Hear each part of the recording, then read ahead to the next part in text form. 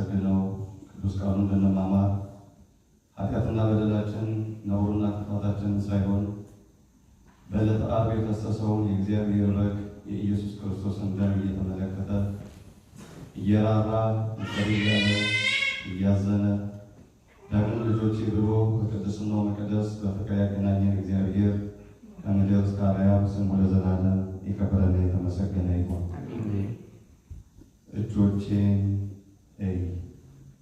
የዮሐንስ ወንጌል ምዕራፍ 20 ከቁጥር 27 ክቡር አባታችን መላከ ሰላም ቀሲስ ኤፍሬም ከበደ የዚህ ታላቅ ደብር አስተዳዳሪ እግዚአብሔር በመንፈሳዊ መንጋዎች ላይ እረኛ ሁሉ የሾሙት አባት በኩረ ሰባኪያን መምህር ምሕረተአብ አሰፋ ወንድሜ አየተ እግዚአብሔር ካህናት ላይቃነ ምስጢር ዲያቆናት አባቶች እናቶች እህቶችና ወንድሞች ሁላችሁ በወደደን ባከበረን እስከ መቃብር ድረስ ባፈቀረን በክርስቶስ ኢየሱስ ፍጹም የሰላምታ ቃል እንደምን ሰነበታችሁ?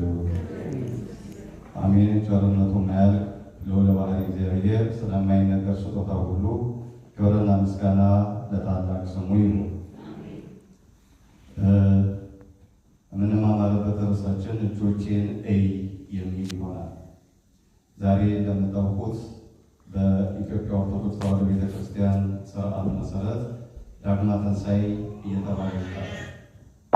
ይህ ዳግማ ትንሣኤ የተባለበት ምክንያት ክርስቶስ ለሁለተኛ ጊዜ ለቅዱሳን ሐዋርያት የተገለጠበት ዕለት ስለሆነ ነው።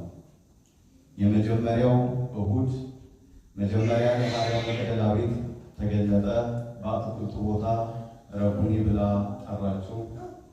ሂጂ ለደቀ መዛሙርቶቼ ወደ አምላኬና ወደ አምላካችሁ ወደ አባቴና ወደ አባታችሁ አድርጋለሁ ብሏል ብለሽ ንገሪ አላት።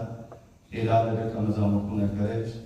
ለነ ጴጥሮስ ለነ ዮሐንስ ክርስቶስ ታያቸው። የሚገርማችሁ በዛች ቀን ለደቀ መዛሙርቱ ሲታያቸው ቶማስ አልነበረ።